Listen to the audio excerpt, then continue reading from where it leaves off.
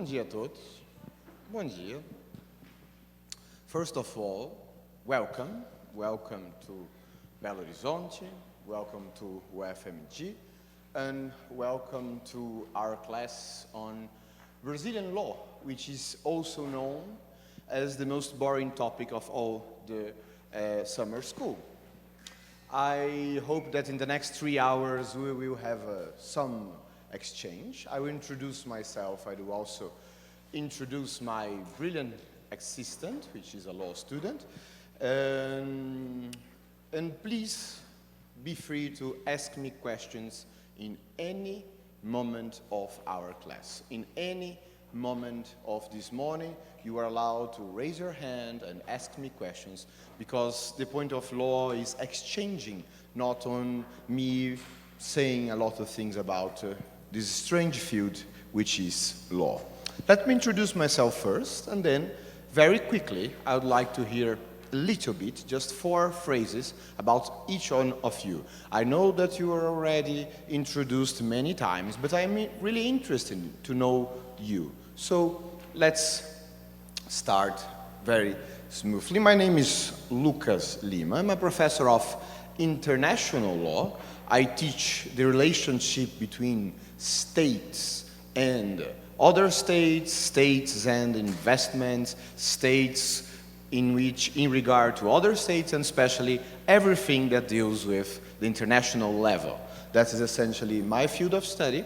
I have other activities. I studied in Italy and in Cambridge. Then I moved to Nice and Luxembourg, and I finished in UFMG in the Faculty of Law, which is a building in the center in the downtown, which is not seated here in the main campus. Why so? There is many reasons, but one reason that people say is that lawyers do not mingle that much as they should. That's the reason why one of the buildings, as is medicine and architecture, is in the city center. I know that you have some disciplines in English that you can attend there during your semester, and other disciplines to your choice. I am not a mineiro, so to me that will be also an experience of common understanding of Minas Gerais. I am from an island in the south of Brazil. It's called Florianópolis. It's a horrible place. I advise you to visit.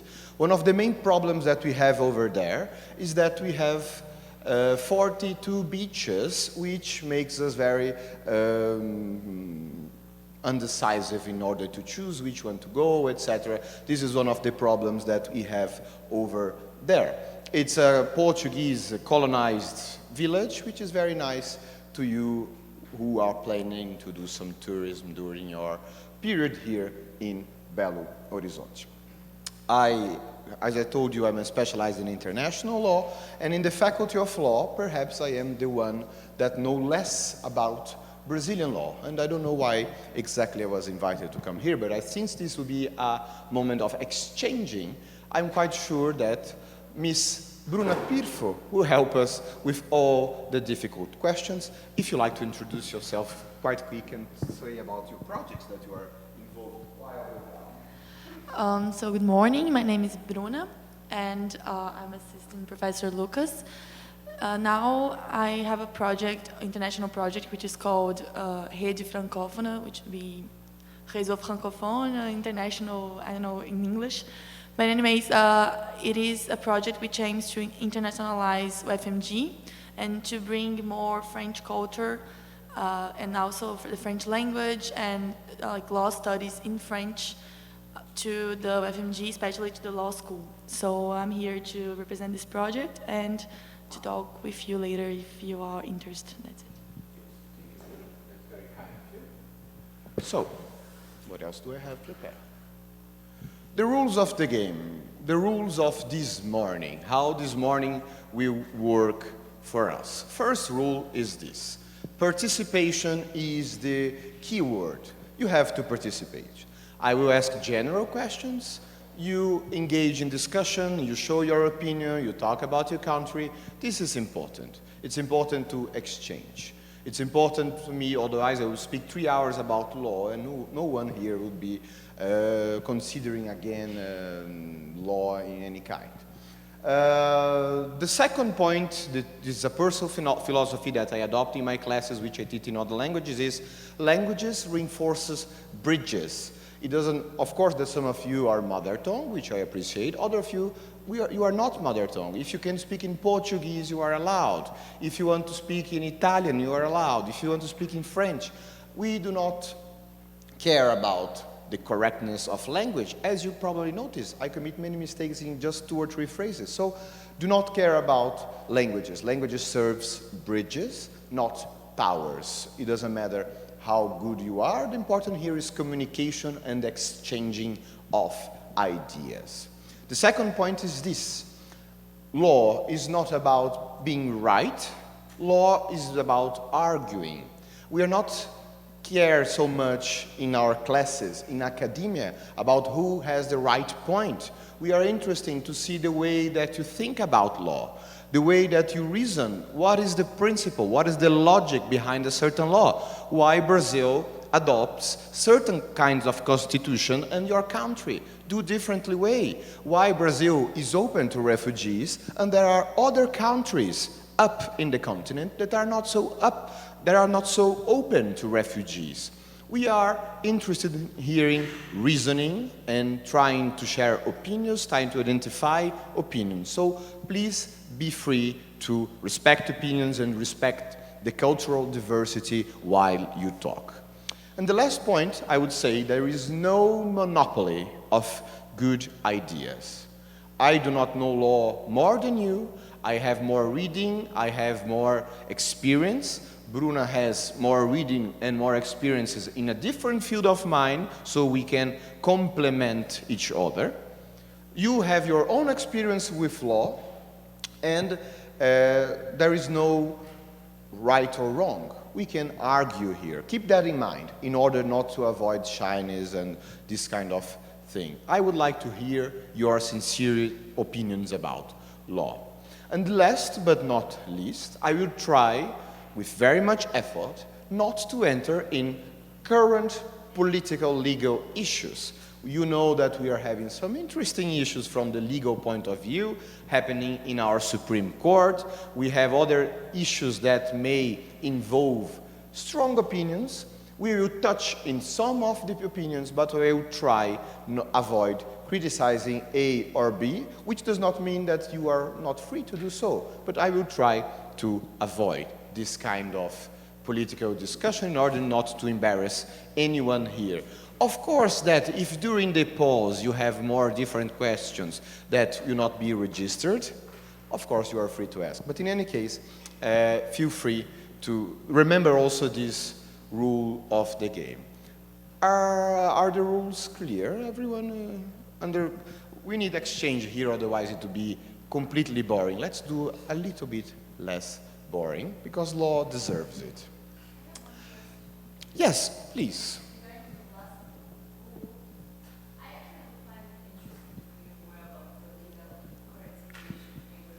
Good.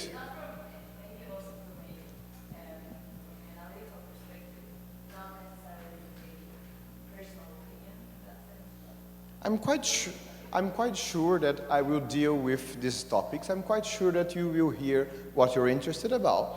But I have to say at the beginning that I will prefer in some specific points avoid to offer my own opinion. I will try to offer both reasonings, and perhaps Bruno can offer his view on what is the both opinions, the both sides. Since Brazil nowadays on legal questions has very frequently assumed both or 2 or 3 sides, one more, you see, difficult way to express. Let's see. I know if you're not satisfied at the end, you can ask your money back. I can say you this. First things first, I want to know where you're from, the city you come from, your name, city, and what is your course.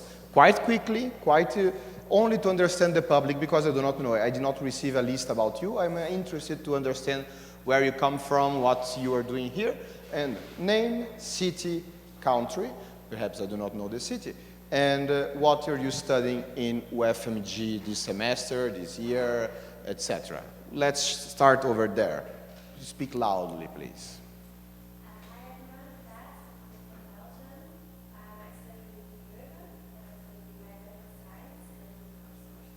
Nice, very good.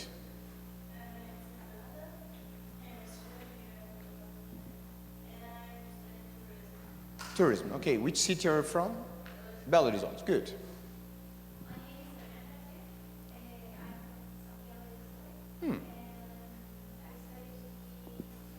Okay. Yes.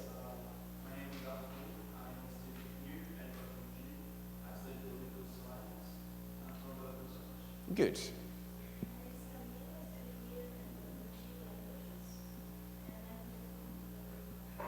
Good.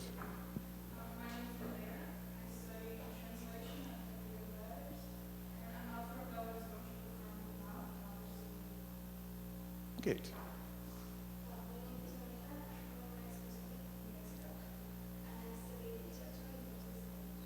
Okay. So you speak Portuguese? Okay, good.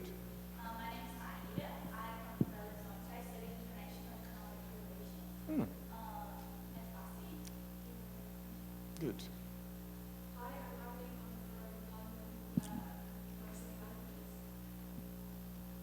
Perfect, that's it.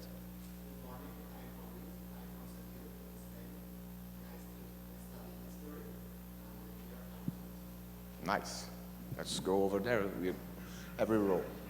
Hi everyone, I'm Charlotte. I'm from Canada in Thunder Bay, and I'm in criminology. Criminology, very nice. Hi everyone, my name is Anne Congo. I am from South Africa, and I'm here for the summer school and I'm studying development studies. Nice.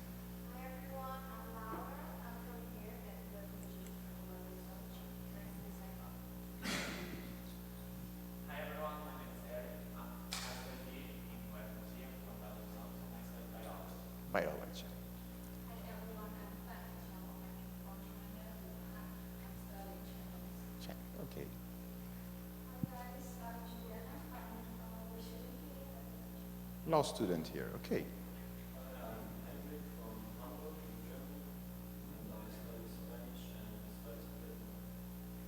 Interesting. I'm Helen. I'm from Ecuador, from Quito, and I'm studying sociology in European Germany.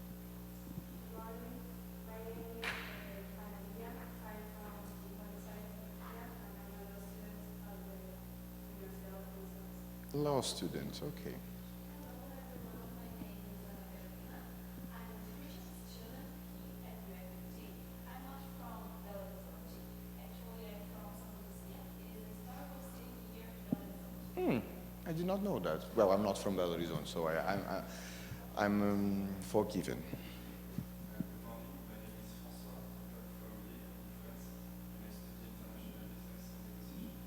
Bienvenue, François.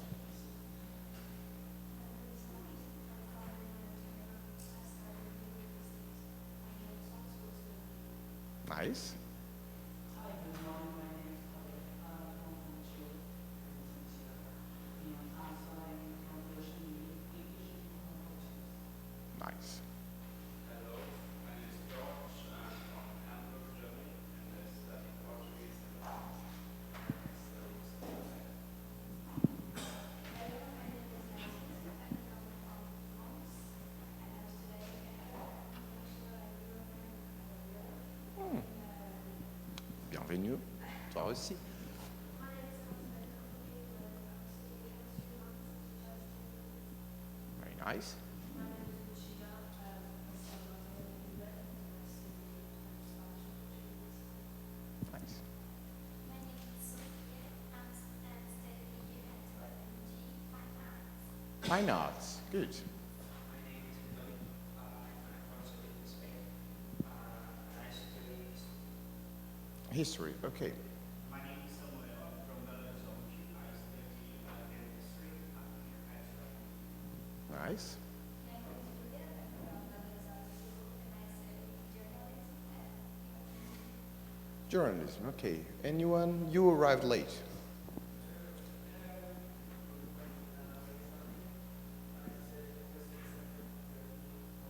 Okay, you're a Brasileiro. Very nice, very good. Okay, we have a very, anyone who did not introduce yourself? Very nice. We have a very interesting group. Very happy to discover that we have some lawyers in the field that can help me when I fail in giving answers.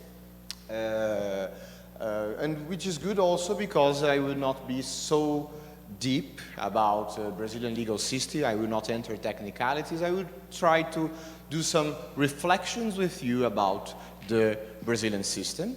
And of course, for those of you who study human rights, criminology, etc., who would like to have a different chat or would like to indicate some professor specific to discuss your own projects, feel free to write me an email. My email will be at the last slide of the presentation. What else I have to you here? I have a small anecdote about Brazilian law, but I don't know if we are prepared for this anecdote yet. Perhaps I will leave it for the future. What are we going to discuss in these 3 hours or 2 hours that we have from now? We are going to essentially understand the function of the law in Brazil. We are going to understand how this works, what is our main peculiarities, what we have differently, and what especially we will focus on our constitution. The constitution is, as you know, the most important law of the country, and our constitution is quite recent, and this means several things that we are going to analyze together.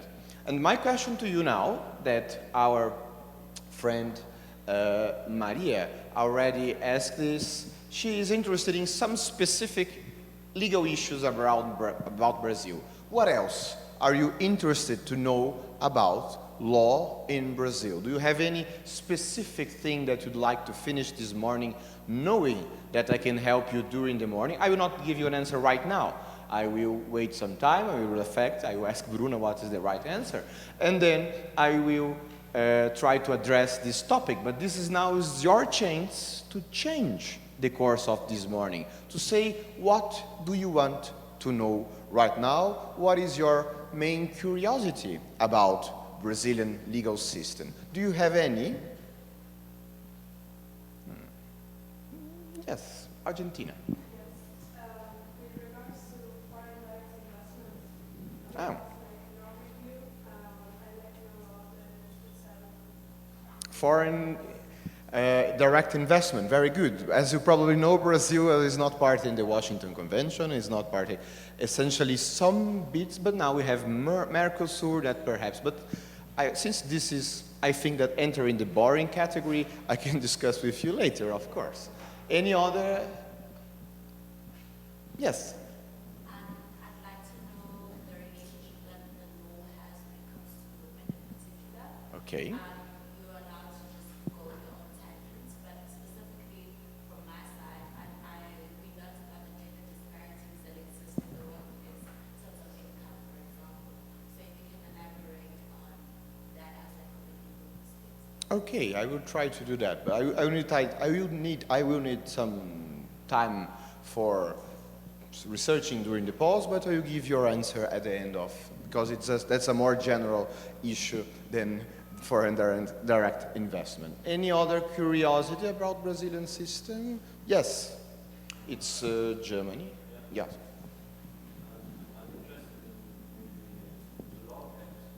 What? Law gaps. We don't have it. Law is perfect. Sorry. Yes. Let's try to address this. Yes, of course. And I can guarantee you that Brazil has some, I would not say gaps, but I would say perhaps peculiarities. Let's move on and address any others particular curiosity. Okay, good, but not this one. I have to understand which is the correct. This, no, I'm going the other direction. That's it. Some useful information for you during your stay here if you leave during the pause. First, you as a foreign citizen during your stay in Brazil, you are protected by your consulate. Remember this in the case of being arrested. I hope that this doesn't happen. But know that you are protected by your own consulate, and if you don't have a consulate here, by your embassy They are responsible for you in any case of problem here. Contact your consulate. This is something very important that people sometimes forget to let you know. Second important, these are the numbers for police of emergencies. That is how Brazilian law protects you. We, as Brazilians, our constitution protects you as foreigners here in our territory. We have the duty to offer protection to you, in addition to that you have from your consulate. Then another important question is, don't care about tipping. Of course that you are all students. Tipping is not one of your concerns, but this is not US. Tipping is already included in the price of restaurants, etc. So do not care about it. And the most important questions, what Brazilian laws apply to you? And the answer is, all Brazilian laws apply to you because you are on our territory. You have to respect all the kind of things that are expected to do here. My advice to you is do the same thing that you do in your own country that more or less would apply. So usually you don't have exceptions for being foreigners here. You are subject to the laws of the land. This is an important also tip. As well, drinking laws, which is important to know that the age of drinking in Brazil. This I found in the consulate. This text I found in the consulate, and I found very interesting that they say, officially, the legal drinking age in Brazil is 18. Officially, there is that suggests that perhaps there is a non-official information that I am not aware, but this is a very important information, especially because you already know, or some of you have already known, one of my favorite places of Belo Horizonte, which is Maleta. It's very important for a number of reasons. They have a good restaurant over there. They have nice libraries with old books in the second floor, and people say that they have also bars over there. But in any case, it's a nice place to visit, very historical for a number of reasons. Okay, what is the function of law in a certain country? And now we need some participation. That's a very broad question, that's a very introductory question, but I think that we should address this in order you to understand how the law works in Brazil, and especially how our constitutional works in Brazil. And here I only need some thoughts, general thoughts. What is your impression that is the function of law in a certain country? Not the law in general. Oh, to have peaceful relations. No, what do you think that law has as a function in our country?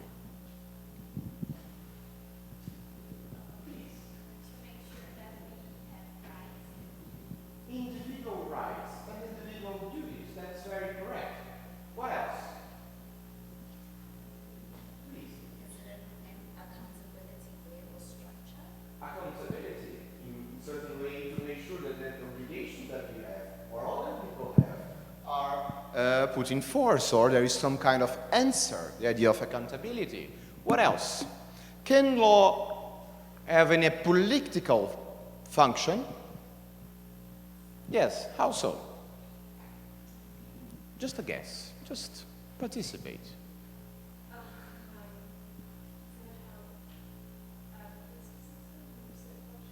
Setting functions, deciding the system.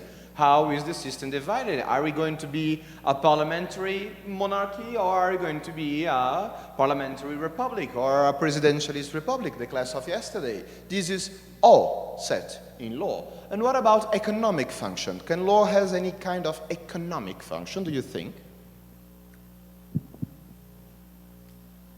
My friend from Argentina can help me here.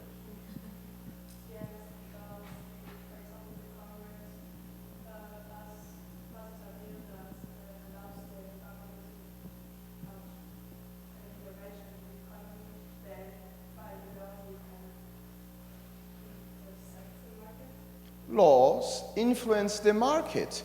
Brazilian system decides if we have the free initiative or if we prefer another kind of economic model. But it's the law that decides which are the helps that the Brazilian will have from the government, what are the products that will have a better tax. All these things are decided in law. So law has also economic function, the control not only of the state as a whole in the political function, but also in the economic function. What else do I have? Regarding minorities, should law offer any kind of protection to minorities, or law should be impartial regarding minorities? What do you think? Minorities. Indigenous peoples, for instance. You know that Brazil is composed also by indigenous peoples, indigenous tribes. Should the law protect them? It's one of the functions of the law. Yes, it is. It is also to understand that a specific society has groups that need more protection, and this protection will be offered by the law, by institutions, by creating harder punishments, and so on and so forth. There is also a function regarding minorities. And what about morals? Should the law also respect the moral of a certain country? For instance, abortion. Can we understand how a certain people thinks if we look at their laws and look at their legal regimes? Should the law decide the way that you have to think about moral, about what is correct not only from a legal point of view, but also from a social point of view? This is also a difficult question to solve, and is one of the perhaps issues that the current government is trying to change hardly, is trying to put morals again in the discourse of law, is trying to criminalize certain practice, is trying to combat certain immoral practices, immoral notions of family, etc., etc. And this is in Brazil right now a big issue, as you can imagine. Then there is the social dimension. How can we help society as a whole? How is the law has a function in order to change how the social dimension works in a certain country? And especially for me, pay attention to this word, values. Laws encompasses values, not only in the moral sense, but laws have a specific rationale. The way that a certain law, a certain country is organized, it usually says something about law. One way to understand how a certain country works is to look at the values that are encompassed, that are imbued in its laws. Because these values, they are not so clear every time, but they are important to understand. And most of all, these values are not a monopoly of lawyers. This is something that all of you should understand when you look at the law of your country and, of course, the law of our country. So, going on, let me show you some art. Do you have any classes of art, Brazilian art, something like that? No? It's a pity.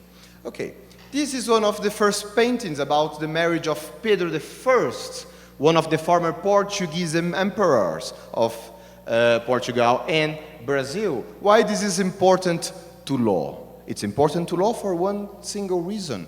The law regarding monarchy is usually the law about the power. This is the way that Brazil is going to be controlled. The son of those two is the one that will govern the country. Laws are important also regarding to the maintenance of the reign. And our friend from the UK can tell us this. The rules about succession are important in their law, while for us we don't have the rules of succession because we have a president and we know that every 4 years, if nothing happens in the middle, they will be elected or re-elected and they will be chosen again by the population, because these are the rules, are the values that we Brazilians choose in our constitution. Do you know this painting? Who knows this painting? People from Belo Horizonte, do you know this painting? Yes, I've heard a yes over there. Of course, you're fine arts. I'm telling you here, you should come here and explain to us this painting. This is a painting called Civilização Mineira. Mineiro civilization.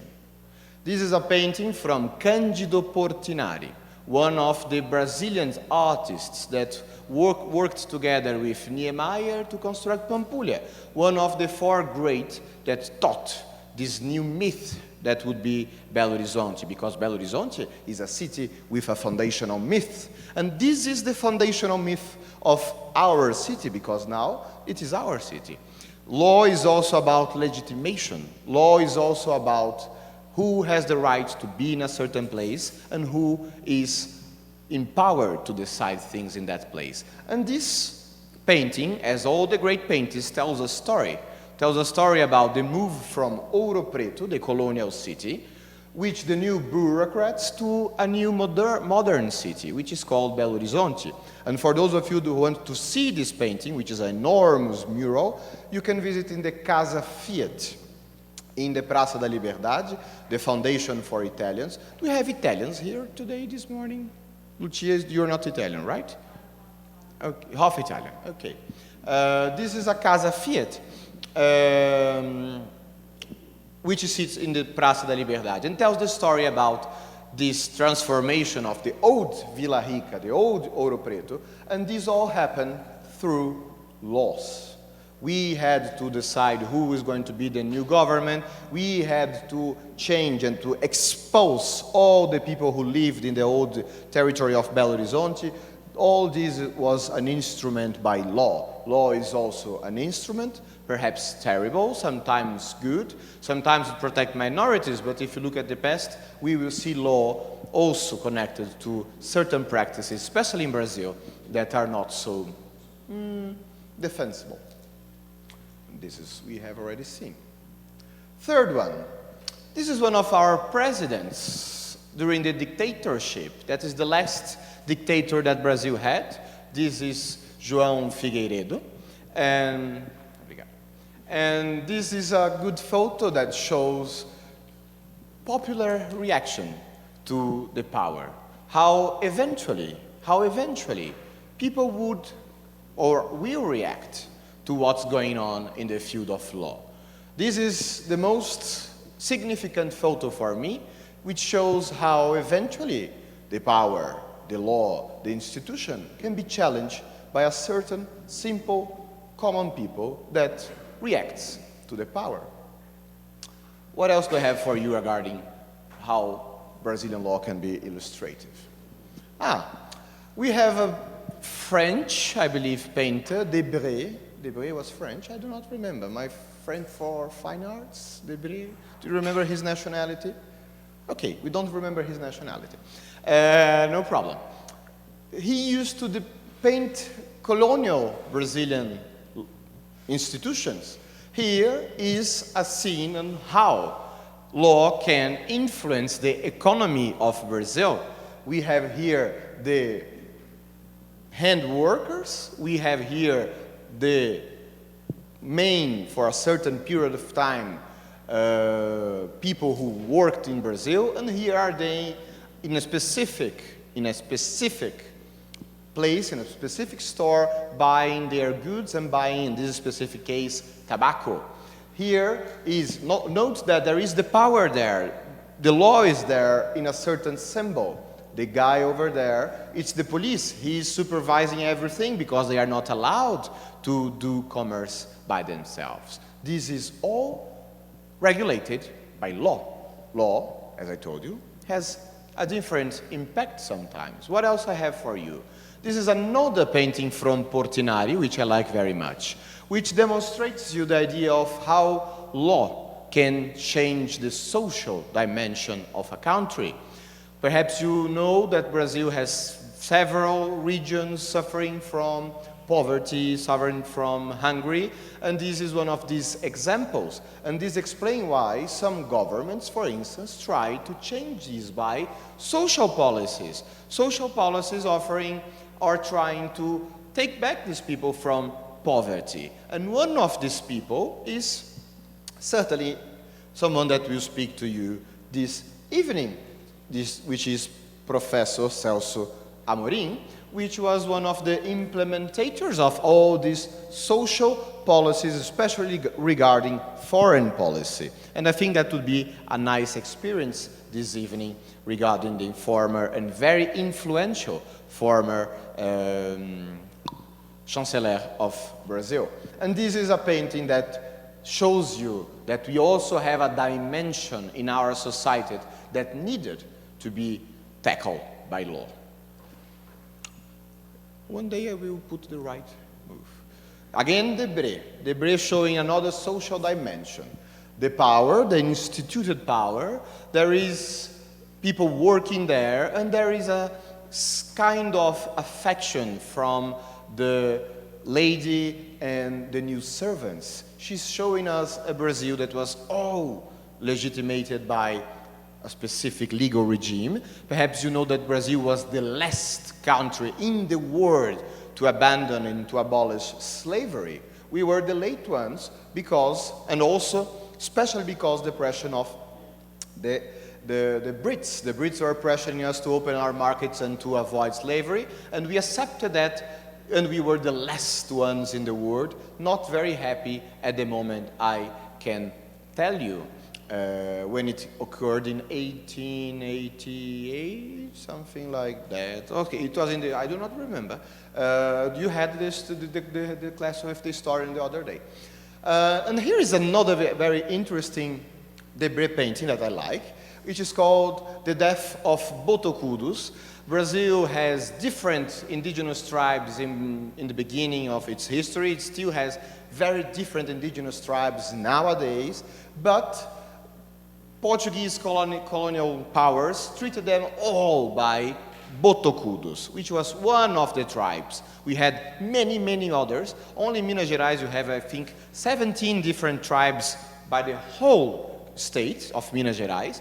But Brazil used to Portugal authorities used to treat them all in the same group. But what is interesting here is the fact that it was allowed to kill Botocudos. There is a Botocudo dying over there in the corner, because law permits killing people in some circumstances. Do you know if Brazil allows the death penalty?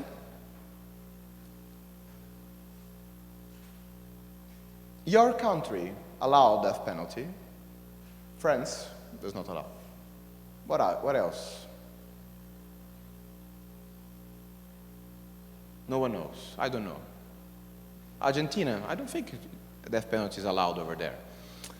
Death penalty is something that Brazil allows in our constitution in one specific circumstance. And we'll talk about this later. But the point is here is, when someone kills under a specific war, this is allowed. When I invade Iraq or Afghanistan, and this is legitimized by the Security Council, deaths are legally accepted by the word of law. And it's important to understand why, and it's important to understand the arguments. We have to understand the logics and what are the values. Not because this is law, but this is because this is essential for us as citizens and in our society. Why so? Why can I kill someone legitimately and nothing will happen to me from the point of law if I kill someone in a certain circumstance, as occurred with the Botocudos? What else I have to you? Punishment. Punishment is also one of the functions of law, and in the specific case of Brazil and colonial Brazil, you have Brazilian punishing Brazilians. You establish who is going to punish, you establish the sanction, and you establish how it will occur. What are the attenuants? This also is a function of law. If one of us is got by the police with some kind of a certain amount of drugs in our pockets, what would happen to us? This is all established by Brazilian law, and I think that we will have time to deal with this topic also. And one of my favorite paintings of Debré is this one. This one, of course, not because it represents, but because how he caught the familiar structure in Brazil in a certain point. The familiar structure in Brazil was the man in the beginning, this white man with a small belly, and representing all its stuff and all its power. Look, there is a gun over there. There is a kind of person which is, a gun, it's not a gun, it's an umbrella.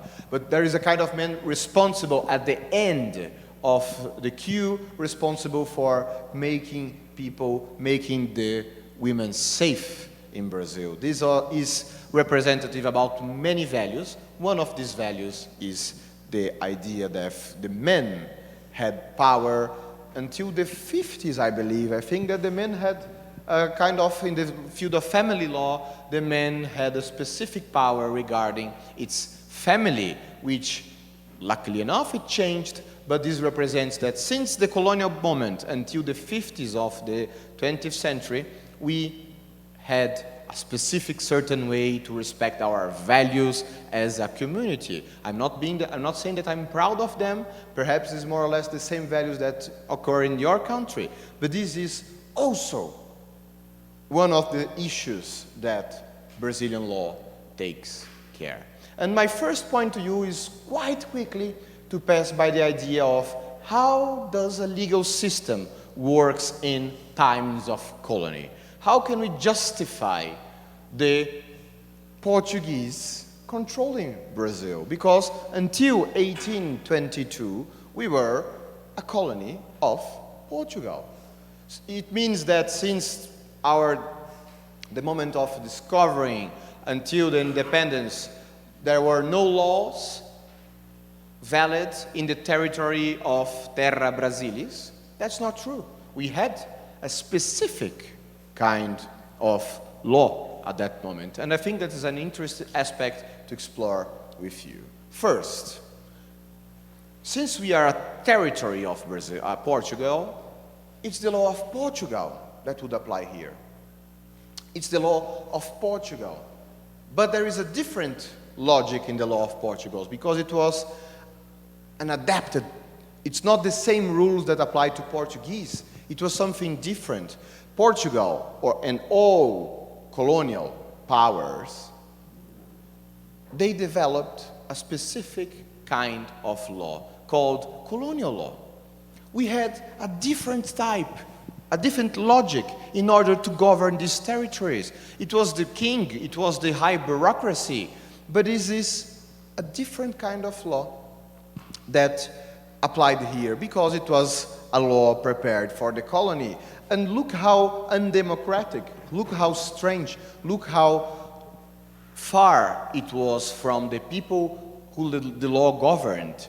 The idea is, I, in my colony, will prepare some rules, I will divide your territory, I will say who is going to be the judge, I will going to say what is going to be the punishment. I will do not care that much from what's happening on the territory, but I will decide far from the territory, far from the people who lived in Brazil. And only after our independence we had the first law schools. Before that, our elite would go to Portugal to study there, to understand how the law works, and only then they would come back to Brazil to apply and to occupy an important function in Brazil. And I have the impression that in the 80s we had already a society here that was quite independent from what was happening from Portugal. So this shows us an important, bizarre thing from the beginning of our history as a law, as a society. We depended very much legally from the others. And until nowadays, you can ask Bruna, you can ask Juliana, it is nice to study abroad. It's nice to have a formation abroad. Not only for the same reasons that you are having a formation abroad, to discover, but also because there is a constant idea that our formation is not enough. So we need to compensate. and perhaps Bruna will disagree with me, this view. This is something, an idea that I have, that sometimes we think that to legitimize ourselves, we should go abroad and we should have studied in Europe or in the US. In the legal field, I do not know in the other fields, I would be very happy to understand this. But this explains also why we adopted, which is called the continental tradition, not a common law tradition. We do not decide our cases like the US, like all these series that you see, Suits and other legal series that you have on Netflix. We have a different system that I will talk about to you in the following moments. Any questions here? Any doubts here? Any considerations? Anything that you'd like to share with us about your own experience or any questions that arise?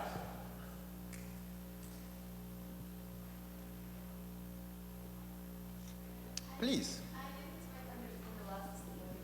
What do you mean by saying that this is part of the continental tradition, not a A continental tradition means that we, in an elaborated term, I would say that we were influenced by the legal systems of Italy, Germany, and the old idea of Roman law, the Roman Germanic system in which we, especially because of the French, we adopted the idea, and Napoleon, we adopted the idea of codification.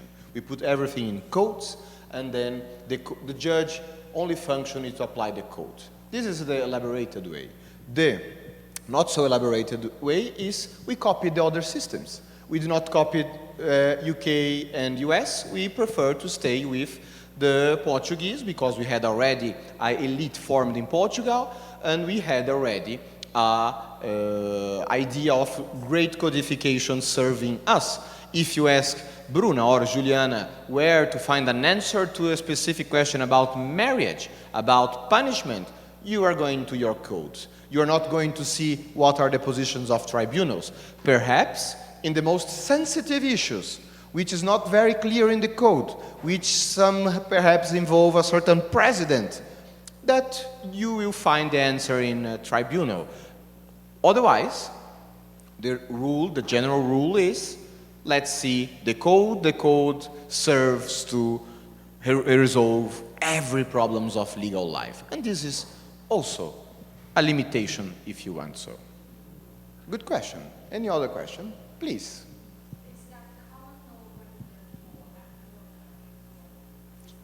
Sorry?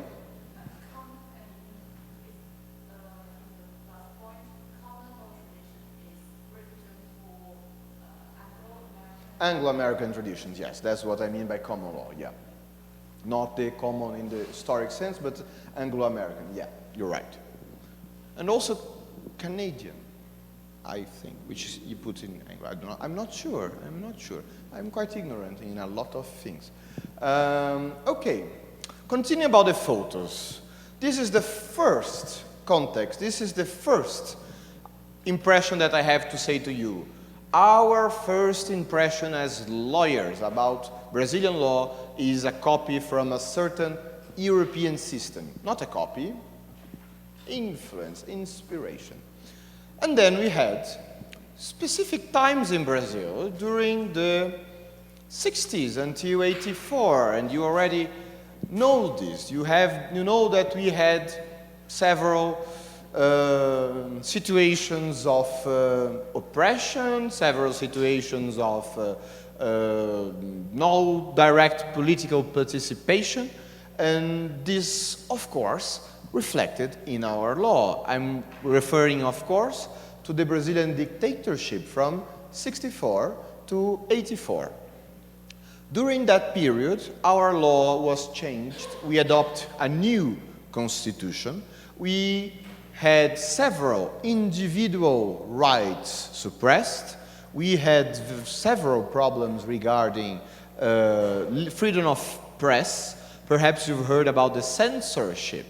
We had censorship for any kind of publication, any kind of song, any kind of book that would be out during those periods we had to pass through the governments. And perhaps you've heard about Chico Buarque. And Chico Buarque, as a singer, very able to circumvent the censorship.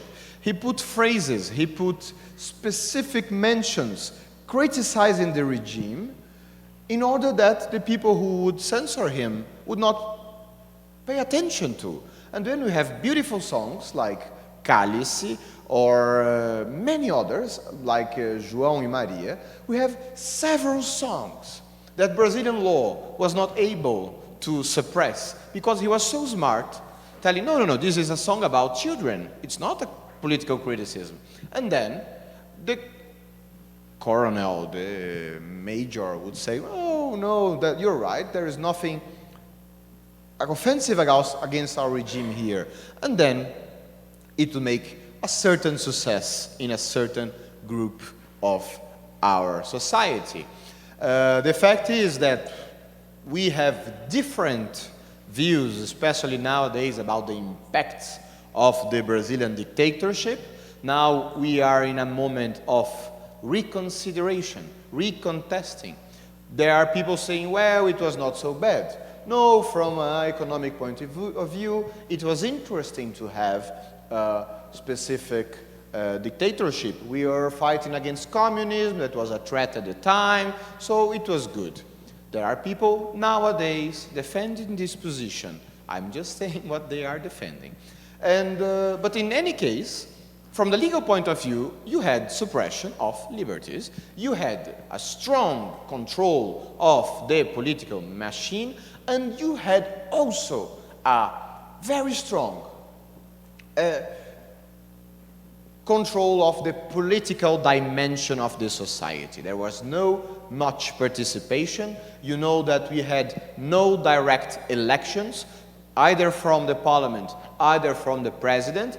Our 5 dictators were chosen by their own government, and the last one, even the last one, our first president was not elected, of our first president in the democracy, was not elected by direct vote. It was the parliament who voted, and for us, direct vote is important as a traditional culture, as you know.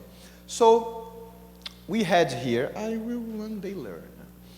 We had, in a specific moment, this situation, and our current legal system is a reaction to this moment. And this is something that I should tell you.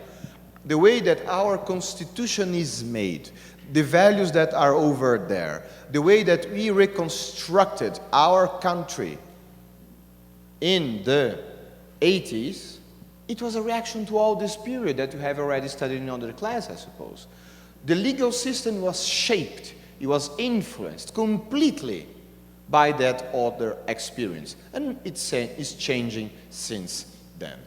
And then we had the 1988 Constitution, which Brazilians and lawyers are really proud of, because it encompasses very good values. Would you like to participate and tell us about your impressions about the Constitution? Please. I'm talking too much. You are not interrupting me. Tell us what are your impressions about the Constitution? So this constitution came just after a period of dictatorship, and it's considered to be including many rights. One can say that it's a really complete constitution. It's comparing to others as the American one, the one from the US, for example. It's full of details, and it really rules how it should be, how the rights and duties shall be divided. And this is can be seen as a critic, as it is too complete, and it does not leave room to other laws to rule about the rights. But in the same way, it's considered to be one of the most protecting constitutions of the world, as it embraces many subjects which most constitutions do not. This also can be seen as a problem, because as the law and the rights develop, we have new values and we choose to protect other things in other ways. As the Constitution is our supreme code, it's really hard to modify it, which sometimes can be seen as a problem in order to develop the law, as it is always so strict and always already decided by the Constitution. So this is the impressions I have. Very good, very good. Apparently you pay attention in your classes of constitutional law. Do you know, what are the information that you know about the constitution of your country, even if you are not from the legal field? What do you know about the constitution of your country? People from Germany, you have both here. What do you know about German constitution? I know there's discussion whether it is even a constitution or not. Okay. Why so? Can you explain to us? I don't know exactly the reason, but it's historically, but I can't tell you why they have this discussion. No problem at all. Would you add something to that?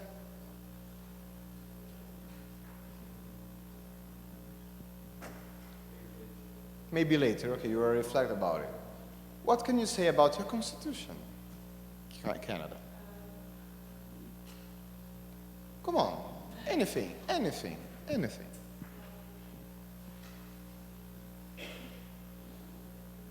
It's nice? Yeah. Okay, good. It's already something. We have a nice one. Huh? Our constitution is nice, so I think that we have that in common. What else? Who would like to freely participate without the professor asking questions? France, perhaps? What do you know about?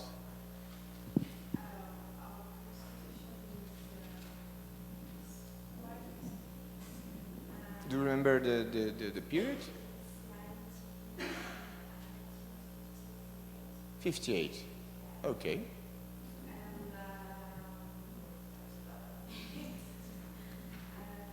As constitution normally do.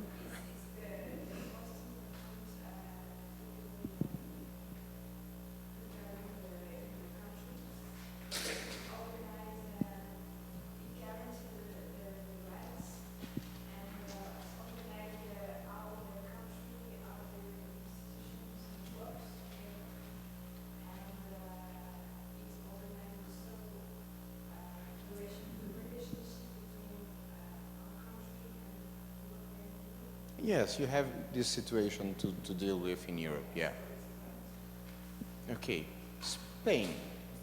What can you tell us? A political debate about it because of Catalonia and territorial issues. What's your impression about the debate? Not your view, what do you think about the debate? Well, the constitution was made after the dictatorship. Well, there are some points that they need a change, I think. Yes, some point. Who else would like to tell about your impression about the laws and constitution of your country? Freely, voluntarily? Well, come on, give us something. Okay, so our constitution is known as one of the most progressive ones, Mm-hmm. particularly in Africa, and it has features that cater for the social, economic, there's real-based measures as well from a affirmative action perspective. But currently the debate is around land. Considering the fact that after apartheid, the wealth of the nation is still generated in the hands of those that are white and male. So the conversation now is how do we change the constitution in a manner that would ensure that the indigenous people of South Africa have access to land. Difficult problem. How constitutional should mirror the values, the problems, and try to, in a certain way, to balance the problems of a certain country without being unfair with all the others that have to live under the same territory. This is the main problem of constitutions. But something that I've noticed that our constitutions are quite recent. I think that Italian constitution is also from immediately after war, as is France constitution. Immediately, not immediately, but compared to us, we needed not a war, we needed a dictatorship in order to have a new constitution, which for us is very progressive for a number of reasons, as Bruna has already told you. You see, one day I will... This is our constitution. What a beautiful document with this beautiful flag that you already know. And then we can ask, what are the values of the Brazilian legal system? And we decided to put this in the preamble of the Constitution. In the moment of the reconstruction, we had to decide our country. We had the only and the beautiful opportunity to decide everything about our country in '88, which perhaps for you is far away in time, but is a very important year for a number of reasons. And '88 was the day of the rebirth of the Brazilian state. And look at how beautiful this preamble is. We, the representatives of the Brazilian people, and here we have already a value. It's not the elite, it's not the society. The Brazilian people, the main foundation of our state is we believe in people, the power of people.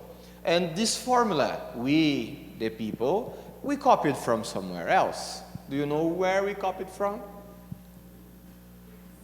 Well, I would say the Charter of the United Nations, because I'm an international lawyer, but the Charter of the United Nations copied from the US Constitution. Yeah, this is clearly US Constitution influence. So the people, the representatives of the Brazilian people, not anymore the military or the people of Brazil, and this is a quite important element here, convened in the National Constituent Assembly to institute a democratic state. And again, another important element. This state is going to be democratic. And you're going to say, okay, that's a given to me because nowadays every state is democratic. Pay attention to what happened in the world and you will see that democracy is not the main value of the trends topics of Twitter right now. So democracy is perhaps in check.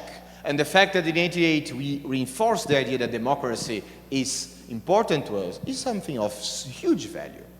Then we said that the purpose of ensuring the exercise of social and individual rights, liberty, security, well-being, development, equality, and justice as supreme values of a fraternal, pluralist, and unprejudiced society, founded on social harmony and committed in the internal and international orders, in the peaceful settlement of disputes, promulgate under the protection of God. This Constitution of the Federative Republic of Brazil is everything there. All the good values, and also there are also some hidden values also there. But there we said that diplomatically, we respect some values. The peaceful settlement of disputes, for instance, which is something that our diplomacy has ever defended. We look that we have also the social elements, individual rights, as Bruna said. We have a lot of elements over there. Please. Biology, Belo Horizonte. Okay. Why did the name of God the Constitution if the Republic has it's not allowing That's a very good question. That's a very good question, and I'm very happy that you asked it. Why do you think so? I have no monopoly of good ideas. I don't have an answer. I would like to hear your argument, and I will try to balance your argument. And then, if any one of you can enter the discussion, you are very welcome. But why do you think so, that we put God over there? Do you know why we put God over there? Do you know? I don't know. Let's see what is my friend's impression.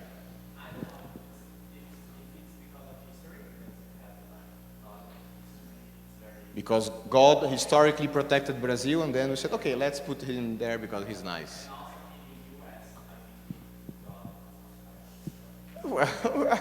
Well, the first argument is interesting, The second also, but I think that we are not so focused on copying the US. If you compare the US from our constitution, their constitution is from the 80s. We are the 18th century, I mean. So I don't think that the influence of the US was so the issue, but perhaps it's a good idea. Why do you think so that we put God over there? Any other guesses? Any other idea? Do you all agree with historically God is important and we should, well, it's just 3 words. It doesn't affect the project, right? What do you think? Oh, you disagree. Very good. Yeah, I think it has a big influence on how our society developed afterwards and also about our history. But in each public part here in Brazil, you can see, not each, but a lot of them, a Christ or a priest image. And I think it makes our society more Catholic or with more place for Catholic religion than for the others. Well, I think this could change. It's an important subject. I agree, I completely agree with your argument, but they're not saying the Catholic God. God, there is Allah, there is Ganesh, there is Oshun. There are people. Okay, this is a very good point. The point is, okay, I'm not only privileging God, I'm privileging those who believe in a God, but there are also people. But in the 88, I think that Brazilian was a Catholic nation or a believer nation in 88. Don't you think that this God, these 3 letters over there, don't reflect the way that people taught in 88 and now? So you think that we should change our constitution by an amendment and rule out God of the constitution? But in this case, we would be without the protection of God. I'm kidding, of course. I'm just kidding, of course. I'm just saying that I don't think that God, for those who believe, will be offended by this about Brazil and create a catastrophe, I hope, if the amendment passes. But so we have different points here. This, as you know, it's nice that Brazilian friends, your Brazilian friends, engaged in this discussion, because this is an issue still nowadays in Brazil. Religion. Why should religion be in our legal value? Is this a value that we are sharing? We all believe in God. Why do you think so that we put God over there, Bruna? Because even though it's not official, Brazil does not have an official religion. Still, we do have an extra official religion, which is the Catholic. Well, we have an extra official religion. This is a good argument. The majority of Brazilians are Catholic. Is this offensive to put God there in order to privilege the majority, or it is also a discrimination to those who do not believe and could live without the idea of these 3 words over there protecting us and protecting our legal system? What do you think? I know your opinion. I think, would you like to argue about the discrimination point? Do you think it's a discrimination? Yeah, that's all. Okay, why? Well, I don't know if the majority of people who are here know, but our bills of money have phrase talking about God. And I think Oh, really? And I haven't noticed. Yeah, but nice. Okay. Nice from a certain point of view, not nice for others. Yeah? well, I think that besides the fact of we have the majority of our population believe in God today, there are people who do not believe in God. So you are disrespecting this other part of people because we don't believe in the Constitution. Constitution is for everyone. So I do not feel I'm part of that. Because I don't. Okay. Please.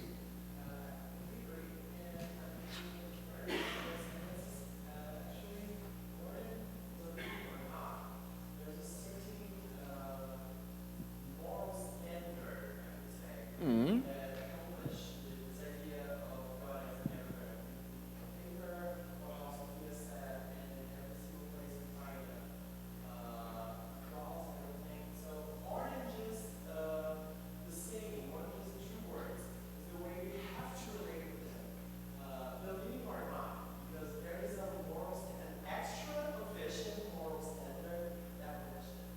I got to a point. I think that you have a very strong point here.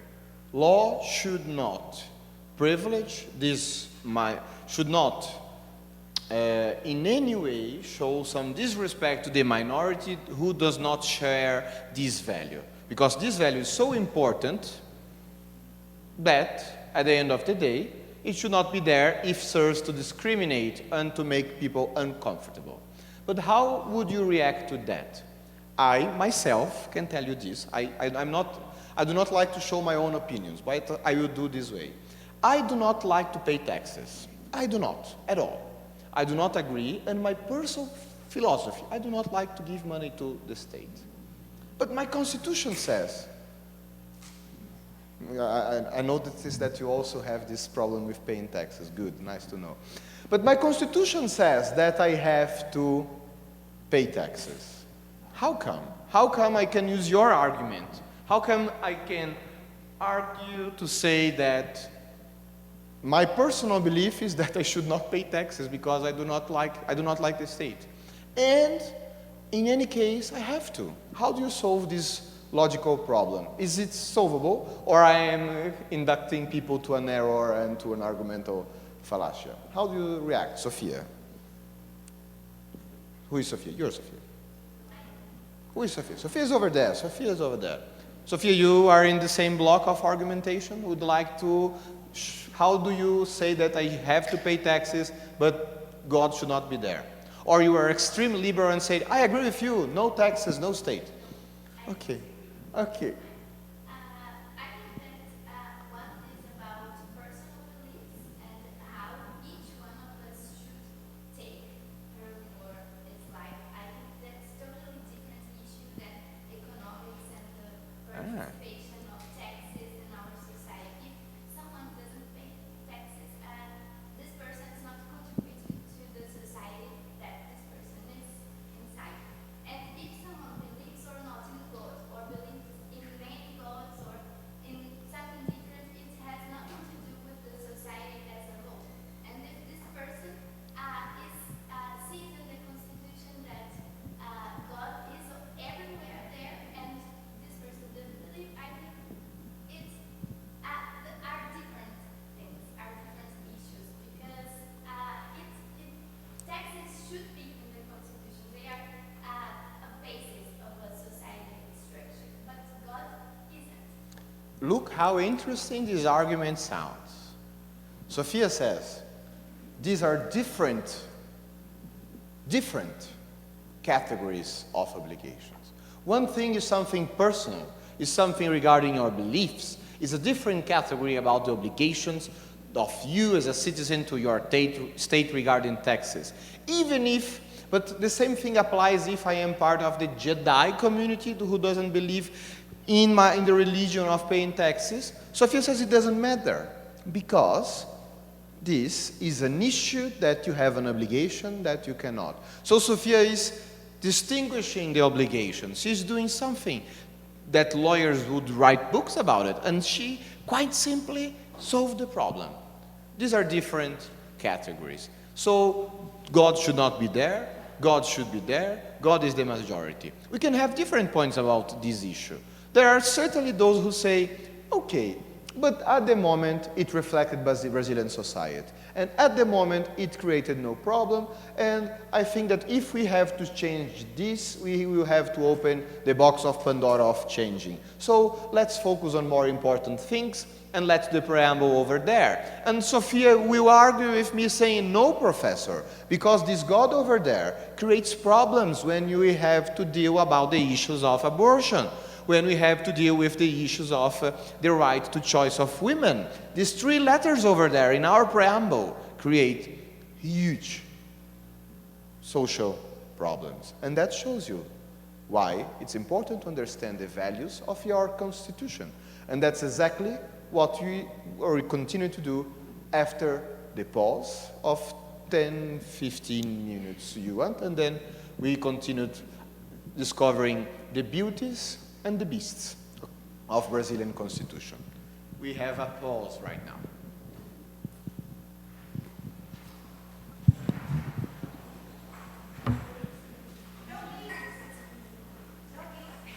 Bingo? Ah, can I speak? Okay. I've heard bingo. Okay.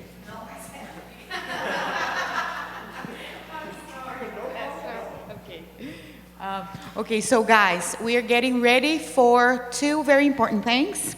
Good morning, right? First of all, I'm sorry. Good morning. We're getting ready. So tonight, as Professor reminded us, we're having this very, very important meeting with Ambassador Celso Amorim. He's a very important personality for us, and I hope you are here to join us. The second thing is I'm going to pass again this little thing, I don't know the name. List. Now, I was hoping for the name of this. Prancheta, board. Clipboard. Yes, clipboard. For those, because we have spots left on the bus for Inhotim on Friday. So, and you are going to fight for it. Okay, I'm going to draw. And then you put your name on the list. We have approximately 13 spots. So it's one more than last trip because we have one of our colleagues left, right, on Saturday, unfortunately. So I'm going to pass on. Please do sign the list, and then we'll see what we'll do, okay? And for the Brazilian students and the monitors who want to have some snack this evening, I have some vouchers left. So if you want to, food is food, right? So, okay. We'll be back in how many minutes, Professor? 10? 15?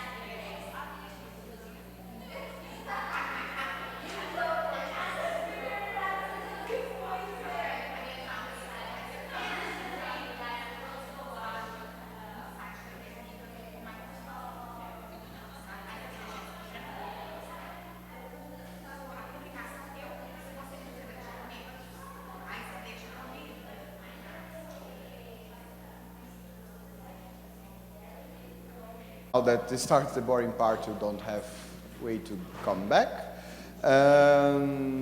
Let's see. Fundamental principles of our Constitution. Here again, we are analyzing this very essential document that sets the main issues of Brazil.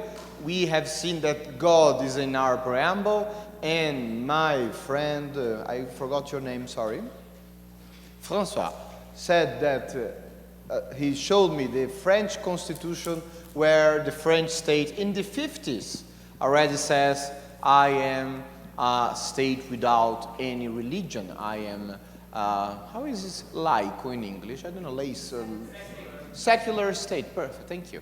I'm a secular state, and this is a state that has a certain position.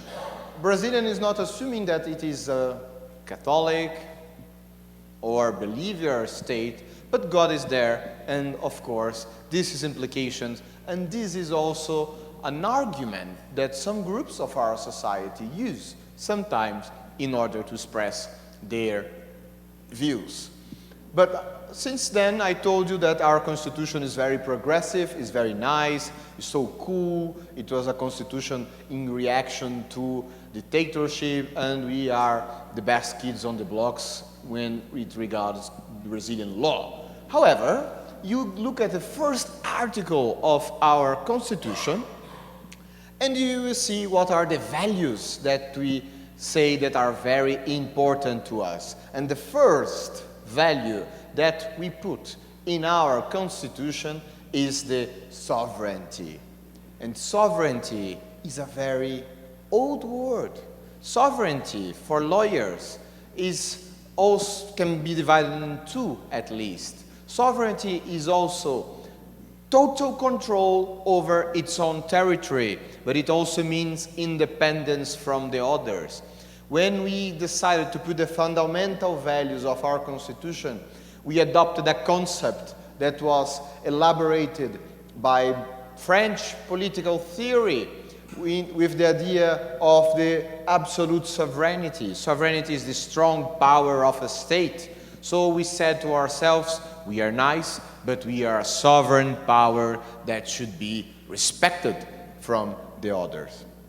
Then we have a second point, which is citizenship, which is not exactly the best translation to the idea of cidadania, which is the idea of participation, the idea of huge contact between the power and the public, between what happens in the public field and the participation of the public. At the same time that the first value that we said this is important is to behave, to have independence and to have sovereignty over our territory, we said now we have also the idea of participation of the public debate. Citizenship is something interesting to be there, but is also a message to those who came before us. Now is an age of participation of public debate. No dictatorship anymore, and we do not share the values of our dictatorship.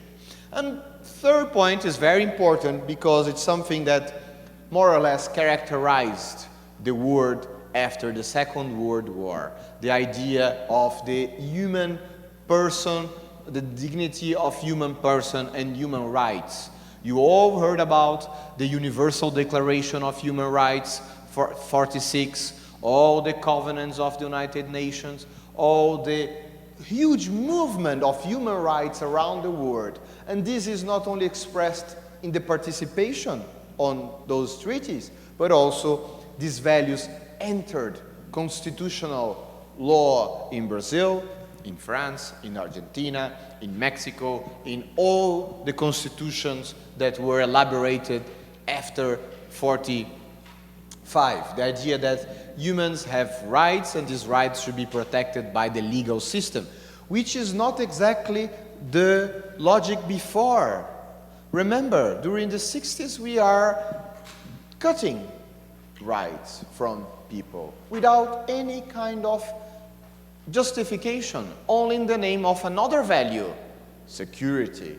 Again, we are facing in 2019, 2020, again, new situations of rights being cut, rights being suspended in the name of security. We had the same in 2011. Some rights should be not respected in certain parts of the world because the security of the world is threatened by terrorism. So there is always a tension in law.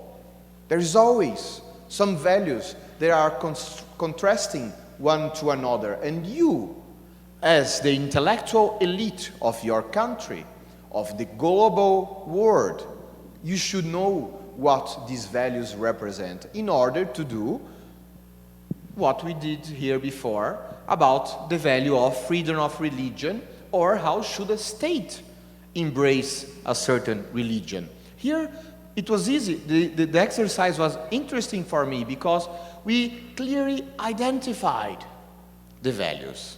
And this is an important thing to do when the law is on stage. Every time that you open a newspaper and you see that people are reacting to a law regarding indigenous people, regarding the environment, try to identify what are the values that are being attacked, protected. Not because you are trained to be lawyers, but because you are trained to be citizens.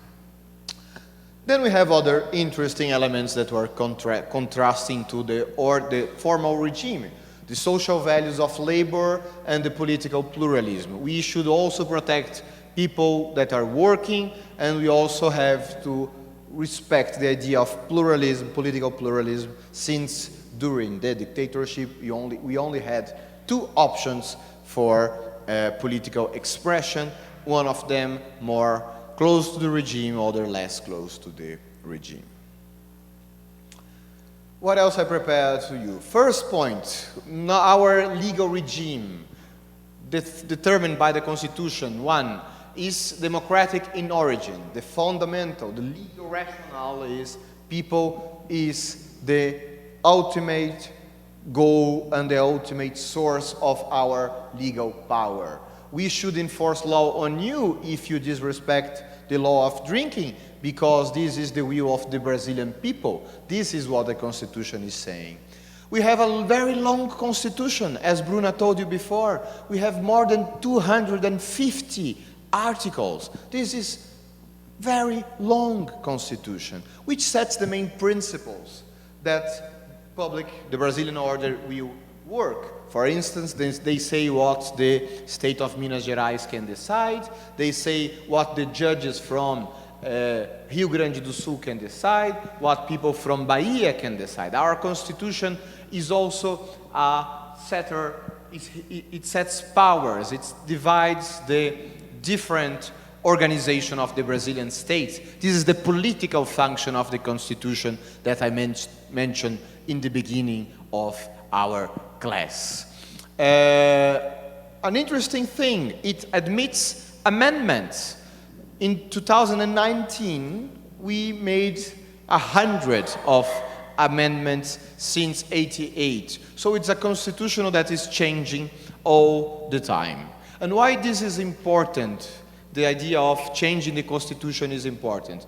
Because this is the law that there can be no law that goes against it.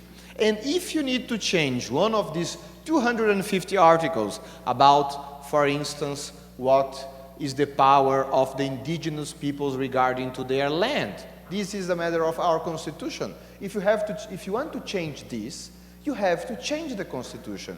And to change the constitution, even if we did it a lot, it's not so easy. It requires the great majority of the parliament, it requires a certain amendment, it requires debate, public debate, so it's a complex bureaucracy.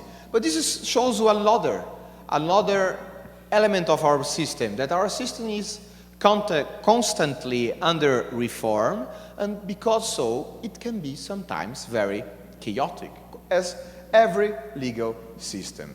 So, since this is our fundamental rule, can we change it in any kind of matter? Can we change it from all the legal issues? Can I, for instance, put in the current president, which is by chance Mr. Bolsonaro? Can the president put an amendment over there saying Catholicism is the official religion of the state? What do you think? Is this allowed to do so? You don't think so. Why? Give me an argument. Not a legal argument necessarily. Why do you think so? Okay. Your heart says to you, although very valuable, your heart cannot be used as an argument. Let's try to use. Why do you think that this should not be there? If the Constitution is the most important of the laws, if the Constitution is in the pyramid of the laws, the higher ground, why shouldn't I move it? I can say that now the great majority who elected Bolsonaro, my state in Brazil, in Santa Catarina, 90% of my state, 90% of my state voted for Bolsonaro. And these people want to become, they are very Catholic, and they want to, Catholicism became the main, I don't know, the main religion of the state. Why can't we put over there? Do we have limits to this?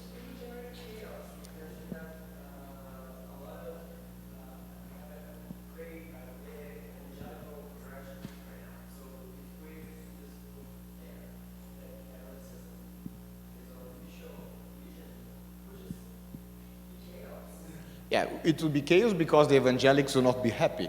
But yes, let's suppose that, but why would be chaos? Let's suppose that then we became the evangelic religions are the main religion of our country. They are the majority of the Congress.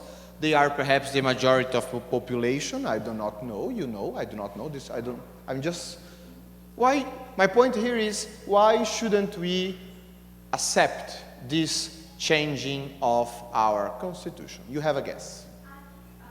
The Constitution says that we have freedom to be whatever religion we want to be. Freedom of religion, yeah.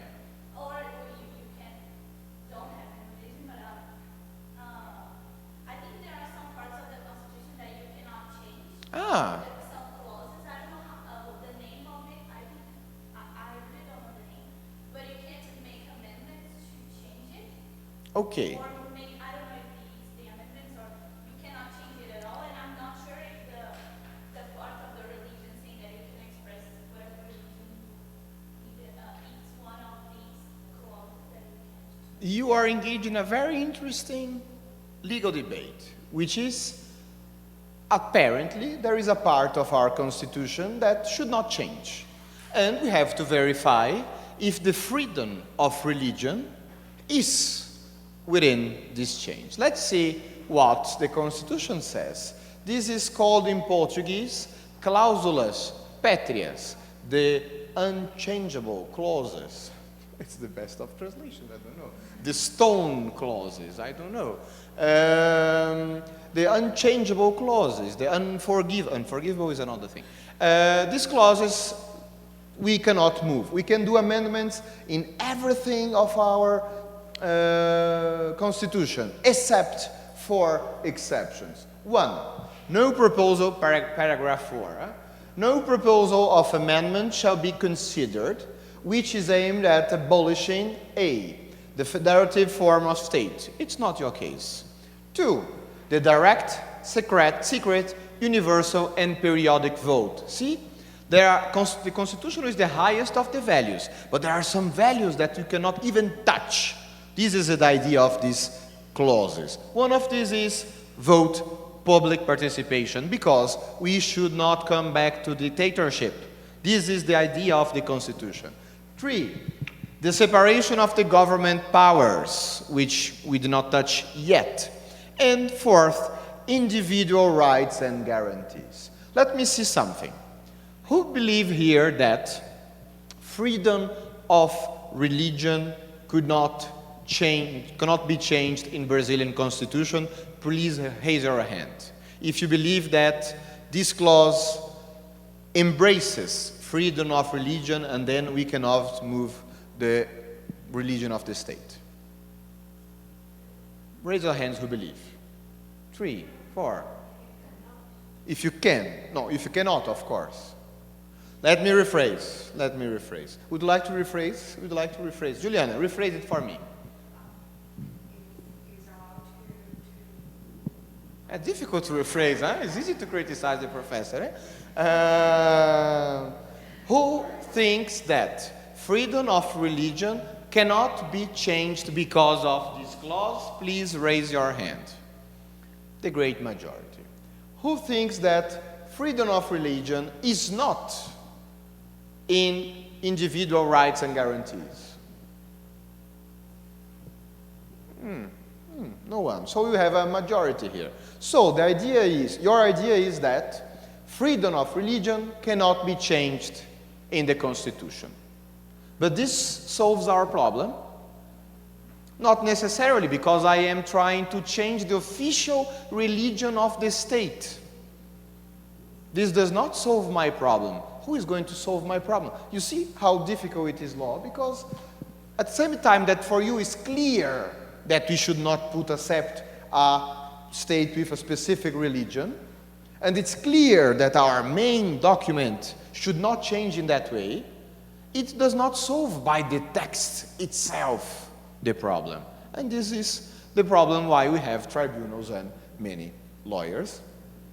And about the individual rights, this is something important. We have a huge number of very clearly established individual rights, more than 70, saying, for instance, right to a judge, right to vacation, right to get a dignity, I don't know the other rights. All the other rights that you can imagine. All the rights that are on the right to a family, right? All the human rights are there listed in the Constitution. And these 70 rights cannot be changed, included labor rights and social rights, including indigenous people. And it's not clear always to identify these rights. And for instance, can we consider that the right to environment is an individual right? Can we consider that individual rights and guarantees includes the environment or social rights? You see, here we have a lot of legal problems that the text will not solve by itself, and we have to look at judges, and we have to look at civil society, and we have to look at, and who's going to decide? Brazilian Constitution creates a specific system in order to solve problems. I will jump this point. I will just show you this before. Brazilian Constitution, as the main part of constitutions of the world, adopt the theory of the three powers, which are seats in Brasilia. You can see here which is the one? This one. This is the parliament. There are both houses, the Senate and the lower house. The Senate is the upper house. We have the Palácio do Planalto, which is this building there where the president works, which is the executive branch of our state. And we have the Supremo Tribunal Federal, which is the constitutional court, which will have the power to say the last word about the meaning of the Constitution. That is more or less the division that you perhaps all know how it should work. That is, we create laws here because in the parliament they represent the people, and the people will debate, the people from different parts of the world, the people that is differentiated from the north, from the south, from populations. The people will participate in a huge public debate. The people will then create a law that will be put in force by the executive, and this executive will be controlled by the judiciary. And this is a perfect system that never creates problems. You had a question?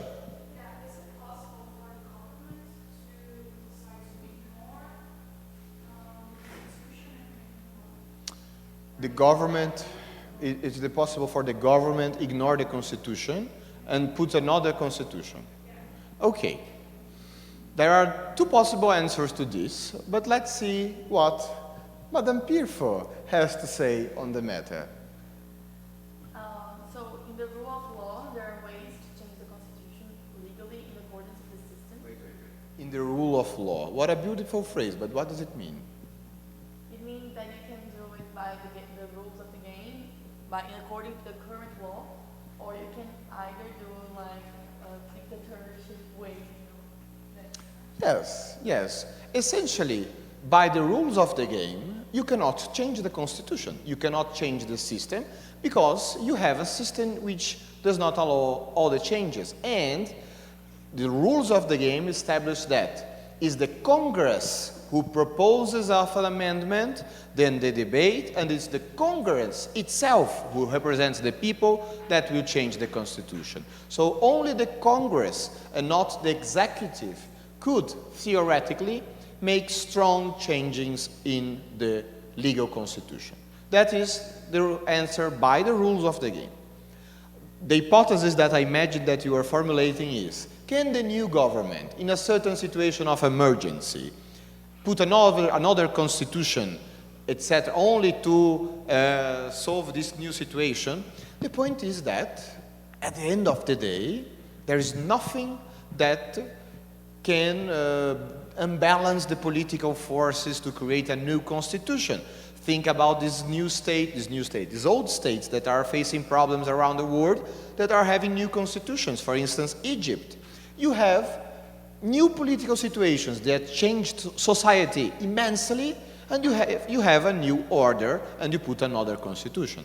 The rules of the game, which usually people respect, that is the 1988 Constitution, they would be respected in any way. My impression is, if you are afraid of something, this something would happen under the veil of legality, under a specific legal reason. But I don't think that we should address coups of state right now. I think that we are not going to have something of this kind in the near future. I don't know, what do you think about it? Did I answer your question?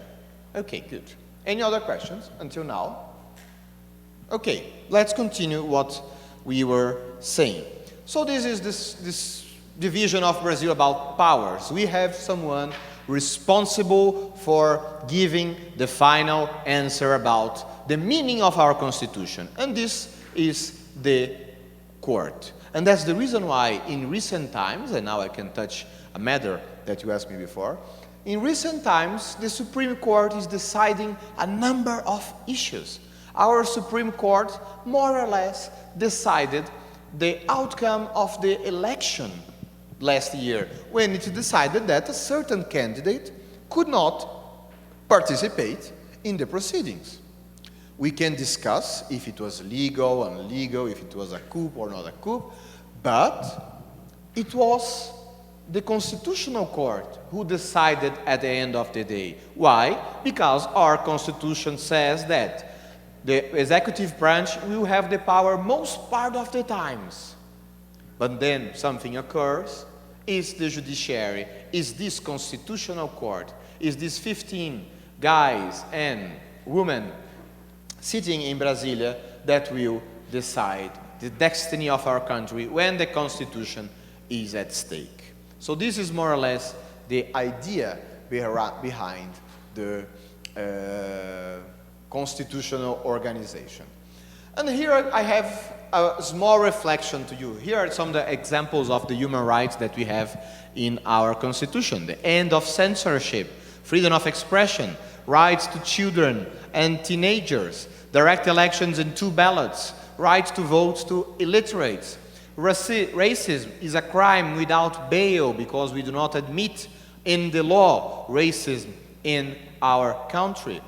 The prohibition of torture, as well the equality of genders, are embraced in our constitution. And if you look at our constitution, you will think that Brazil is perhaps the most beautiful country in the world. And we have another problem here.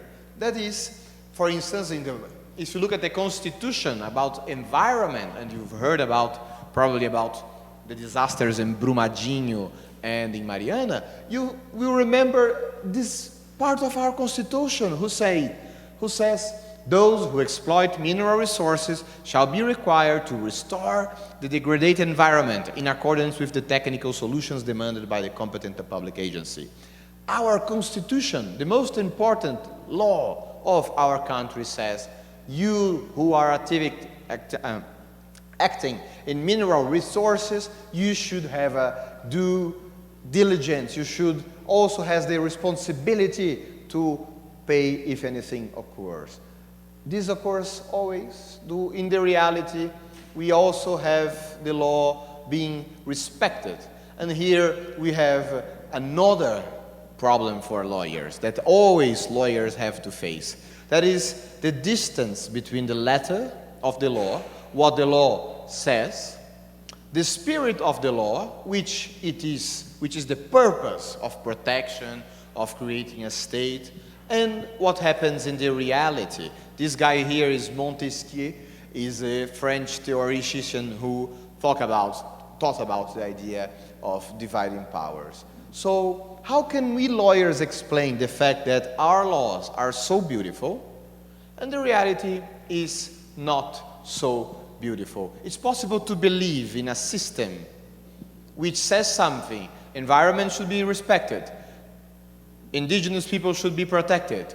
And in the beginning of the month, we have this news in The Guardian who said Bolsonaro picks the Indian agency, Bolsonaro pick for the Indian agency horrifies indigenous leaders because now the leader of the agency destined to protect indigenous is someone from the agro-business which have huge shocks with the indigenous peoples about the demarcation of their earth, and their territory. So how can lawyers explain this reality?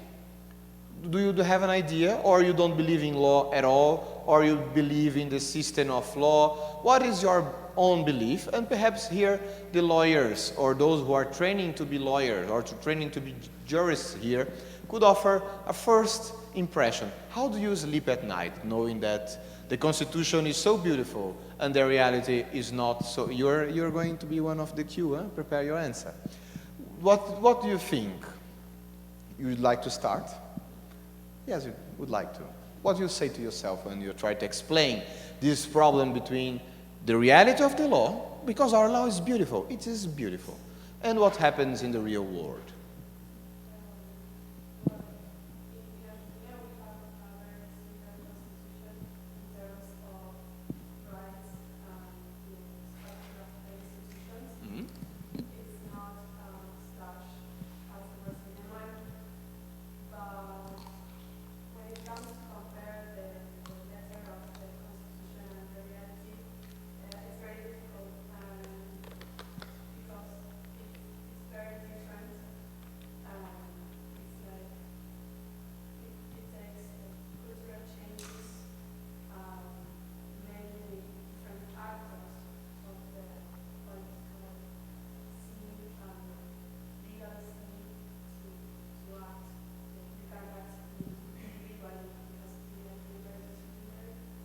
Okay.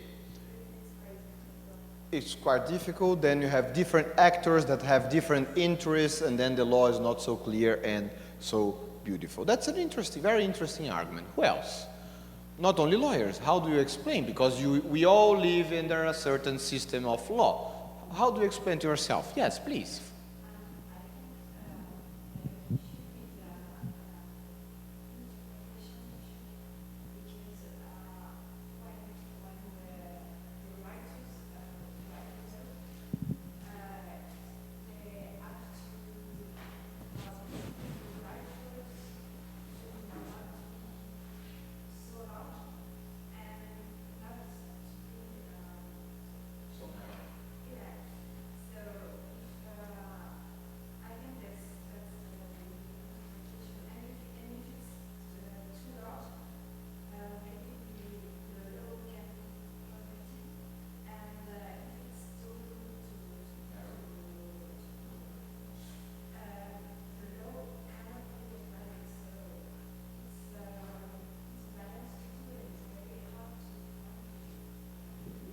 Interesting. The first argument was, well, you have different actors with different interests, so the law should be applied according to the balance of interests, more or less. More or less. The second argument is, okay, but we have to deal with the problems of the text. One text is too large, too ample, then it's free for interpretation, but if it's too narrow, it does not solve the problems because it only applies to certain situations and not to the other situations. But this does not necessarily solve the problem. Are two ways to address the problem, and perhaps a problem without answer, because again, I don't have all the answers. Let's see what Juliana says to us. How do you sleep at night, being a lawyer, knowing that your law is not so effective as it should be? I don't sleep, Professor. That's a good answer. Well, we have to think that law is also power instrument. So when we have the vocabulary of the law, so we have to see the context of the vocabulary of it. So it's the case of the That's a political argument, which is very nice. Law expresses politics, and if right now it's the political interest to oppress indigenous peoples, we have to accept it? No. How can you deal with that? So in that case, we have the structure of freedom law, and it's president have to choose a minister and have to choose the person who will be in front of this agency. So he made his choice. So there is law is also serves to balance the acts of the president, even if it represents a certain political force. Interesting. Pirfo, what would you like to add to this? I would say that the law is how it should be and not necessarily reflects how it is. It's the dever ser. Okay. So it's not because our law does not reflect reality that necessarily means it is a bad law, it should be changed. It just determines how the things should be, how they should be. That's a good theoretical answer, which they taught us in one of the first classes in law school. Well, law is not the reality. Law is a prescriptive science for the future. We are thinking about the ideal world that it should be instead of the world that it is. So I can sleep at night because I know that I'm serving the law of the best things and not the law of the bad things. That's a good, interesting theoretical answer. I think that all the answers, yes. Let's see what else. Yes, Kelson.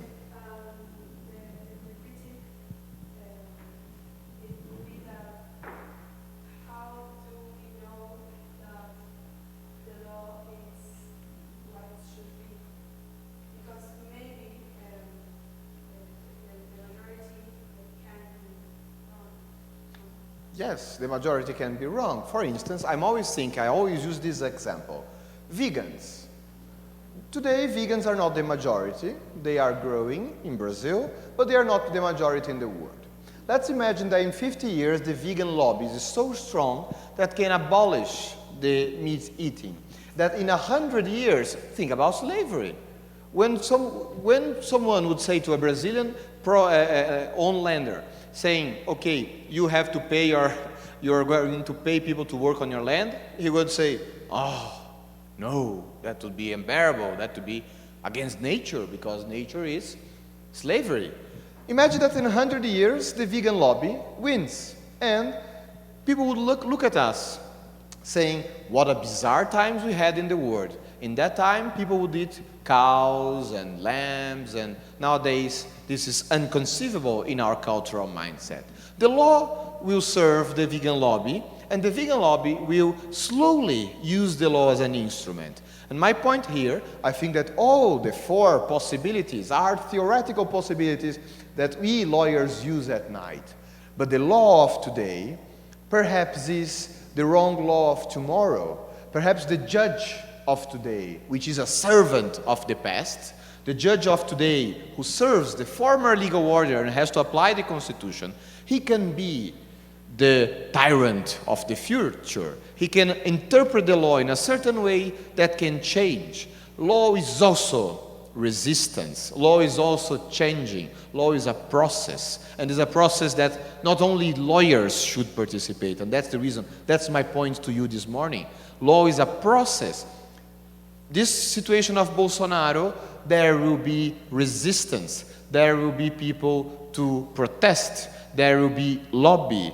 There will be people attacking him. For instance, our main television network nowadays is clearly, and it's a television network that was associated with the regime, the dictatorial regime in the past. This network is clearly promoting a campaign against all the acts of the president. So, law is also resistance and perhaps changing. And that's the reason why we should be more aware of it. So, very quickly, we had, about our territory, 26, this is what the Constitution also does, organizing the administrative part of Brazil. Look how big Brazil is. Look how big Minas Gerais is. Minas Gerais is over there. And we are bigger than Spain. Bigger than the whole Spain. You see, it's not a competition. But it's bigger than Spain, only to give you the idea of how big this country is. The Amazonia is the whole Mongolia, which is quite huge, Even my little Santa Catarina is the same whole as Hungary. And if you consider that they voted 90% of Bolsonaro, they are more or less like Hungary. So this is a huge country to be governed by one document. And this gives you the idea how big our legal problems are. The three powers we already talked. What about our population? This is a beautiful painting of Tarsila do Amaral that is about workers in Brazil that shows a certain idea of how is composed Brazilian population. This is something interesting that our constitution determines, that the population of Brazil is composed by people who live here, people who born here or acquired Brazilian citizenship, or they became citizens for a number of reasons, and also the foreigners who live here are part of our population. It counts for a number of reasons. Brazil is quite open to foreigners, and if you stay here 15 years legally, you become one of us.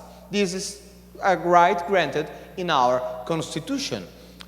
Very quickly, do you know exactly how the Brazilian citizenship goes to a Brazilian, and how does it work in your own country? Brazil adopts the two theories about citizenship. You can become a Brazilian if you are born a Brazilian, son of a Brazilian father or from a Brazilian mother. That makes you a Brazilian, a little Brazilian.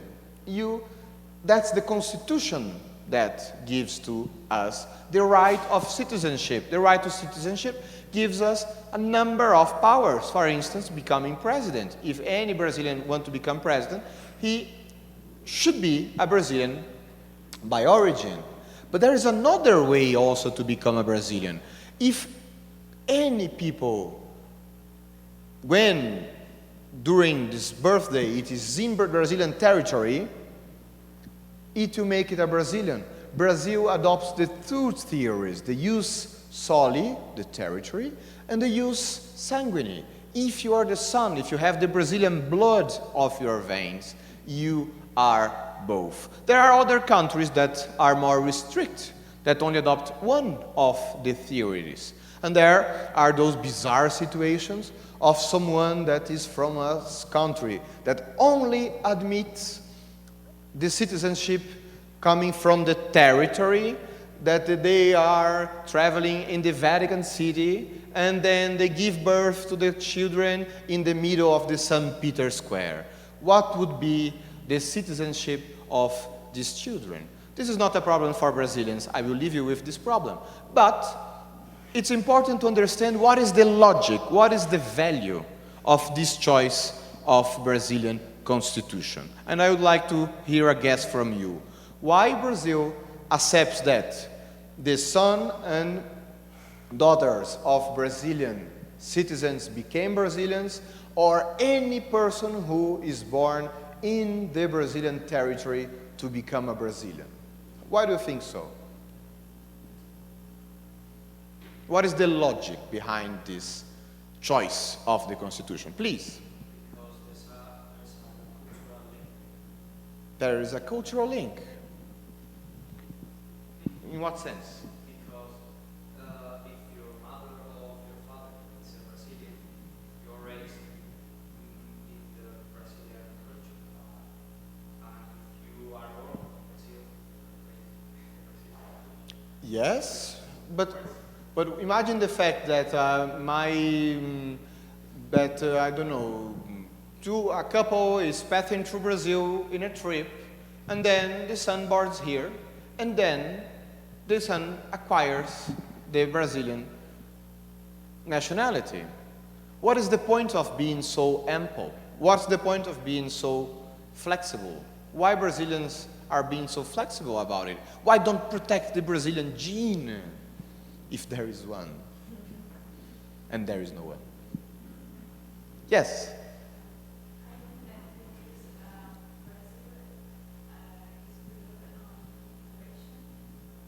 That's correct. The idea is our political choices in our constitution represents also our historical choices. We are built by immigrants. We have a strong policy for immigration of Italian, from Germans in the south. We have different people from Japan coming to Brazil. We have huge communities. So there would be no sense that our law would be restrictive on this point. And that's the reason why the Constitution guarantees this openness regarding participation. Apart from the Constitution, what else we have? I already told that we have different codes, the criminal code, the civil code, all these codes that establishes the laws of the land. Here is more or less the idea that I told you already, that we have a constitution and then we have all the other laws that should respect the Constitution, and the Constitution will be the great element that we should respect, and all the laws that are in contrast with the Constitution should not prevail. And who is going to decide that? The tribunal that I told you. So it's a huge system elaborated by the country. But I can also tell you about some laws that, since all the power, since the states, the federal states have the power to legislate, since the municipal cities, since the city of Belo Horizonte has the power to legislate, we have not so reasonable laws in our country. True or false? Topless is allowed in Brazil. What do you think? Topless is allowed. This is Vinicius de Moraes, one of the main poets of our history, and that is the girl from Ipanema. Topless is allowed in Brazil. Do you know if topless is allowed in Brazil? What would you guess? Is it true or false? You have 50%. What do you think? True. It's false. A topless is not allowed in Brazil, although there is a certain myth about the topless in Brazil. I think that this is something. It's winter, of course, we are not, and we don't have sea. But in any case, that's an important myth about Brazil. You cannot smoke in public spaces. You cannot smoke in public spaces. True or false? False. It's true. Brazilian policies about smoking are quite strong, and you should not smoke in public spaces. The public spaces, for instance, restaurants, which is not exactly public, but open spaces, you can smoke. But we have a strong policies about smoking. For instance, for those of you that already frequented the Maleta building, you will discover that you cannot smoke in the veranda because it's not allowed because of these strong rules about smoking. So pay attention about smoking. The next one, gambling is not allowed in Brazil, and here we have a famous jogo do bicho, which is animal laws, which every day people can play and can choose an animal. For instance, people who dream about a number go there and offer 10 reais in the cow. So if the cow is the one picking that day, you will you will gain a certain amount of money. Theoretically, because I do not play, I'm just considering the hypothesis. This is a very famous play, gambling in Brazil. What do you think? It's allowed or is not allowed? It's not allowed. You're right, it's not allowed at all, at all. How do you explain the jogo do bicho? Well, I'm not trying to explain it. It happens. I do not know if it's legal or not, but it's not allowed at all. Not even now they are discussing online gambling, if you want to do poker, etc. But now gambling is not allowed. But if you want to do so, I think that you find the way, as always law works. What else do I have to you about the true or false about Brazilian laws? Hunting is allowed in Brazil. Is hunting allowed in Brazil? What do you think? What do you think about our policies regarding animals? Well, the president is not hunting, but I think that is illustrative. What do you think? It's possible to hunt in a specific season in Brazil? Can we hunt, I don't know, deers in the woods of Belo Horizonte? I don't know if we have deers in the woods of Belo Horizonte. You don't think so? Yes, hunting is also not allowed. You see how restrictive is this country? In Brazil, it's possible to have a contract of dating and of relationship. Do you think that this is possible to have a contract of dating? Do you have a contract of dating? Do you know if it's allowed to have a contract? It's possible? No, I'm catching you. It's possible. What do you think?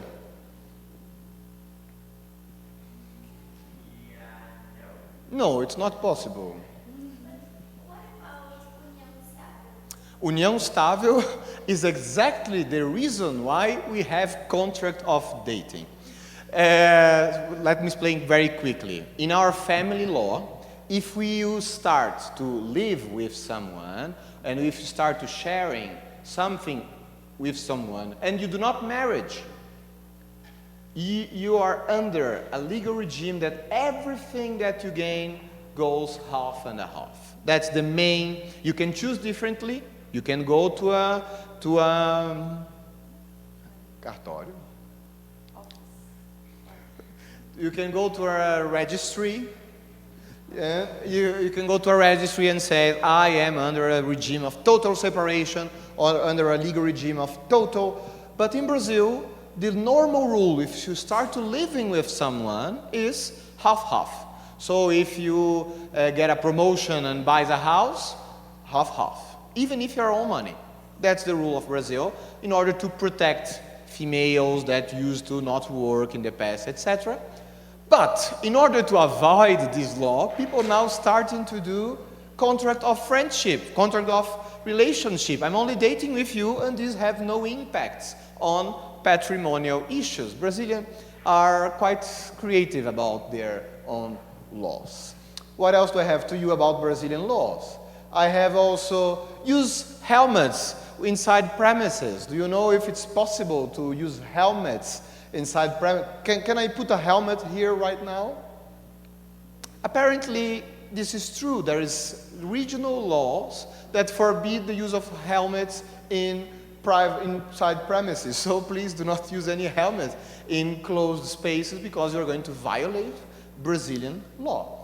In Divinópolis, Minas Gerais, it is forbidden to carry chickens upside down. Don't take a photo. People do not believe in our legal system if this is not. Do not delete. Do not delete. It is forbidden. What do you think? True or false? True. It is true. There is a municipal law that forbids people to carry chickens upside down. I don't know if it's about animal degrading situation. I don't know the reason. The fact is that they have this law. In Pouso Alegre, Minas Gerais, there is a fine to those who use banners with grammatical errors. In this case here, for those of you that are scratching the Portuguese, they say it would be roupas de inverno, winter clothes, but they use the translation that they put here was roupas de inferno, hell clothes for children. And this is a grammatical error. There is this law, bizarre law in Pouso Alegre, that puts fines on people who create banners. It's a huge amount of money. in addition to that. What else do I have to you? In 1999, the city of Juiz de Fora proposed a bill in order to make horses use diapers because they are well, spreading not nice things in the city. Yes, this is also true. It was an attempted law, but luckily enough, they stopped this law. You see, she's going to show in Argentina. You see, this is the law that they have in Brazil. This is not, well, how do we solve this conflict with all these bizarre laws? Well, we can attack it from inside the system. We have tribunals in order to contest them. We have tribunals to check and to offer balances to this. We have a huge, this is again the Constitutional Court, Lady Justice over there. This is a huge idea of how our judiciary works. I will not deal it in deep because it's a little bit boring.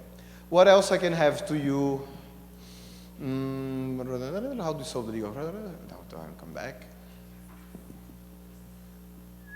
The last point that I would like to check with you is the one that touches my issues, but I think that's important to you to understand.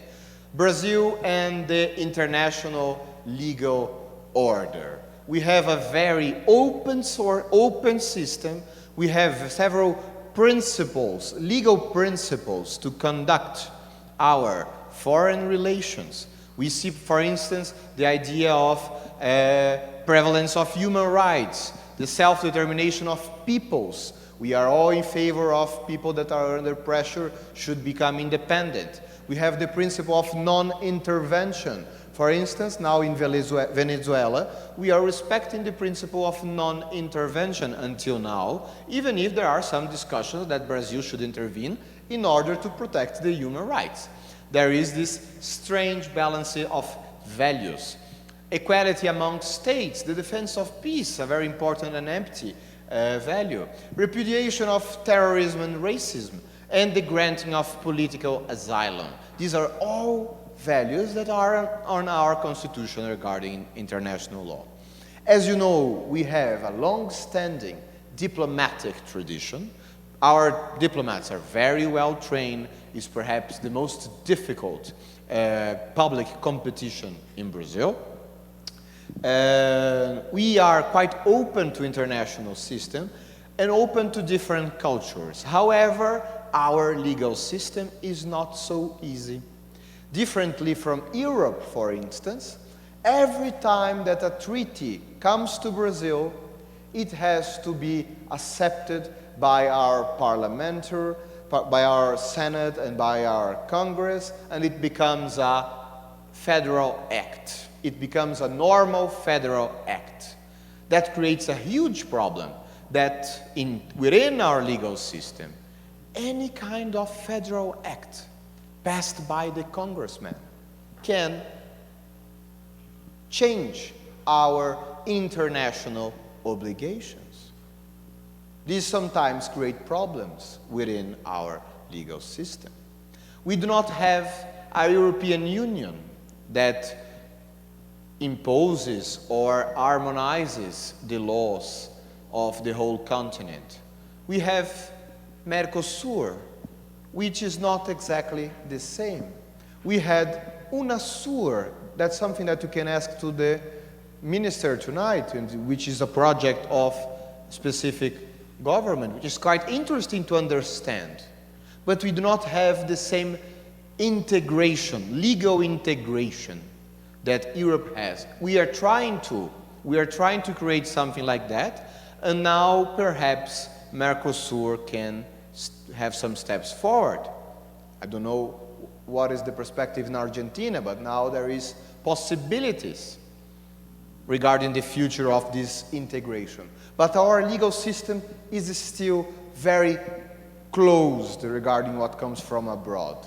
That means investments, that means also other international treaties. And there is a paradox here because our diplomacy is quite strong in participating in debates about climate change and participates in international organizations.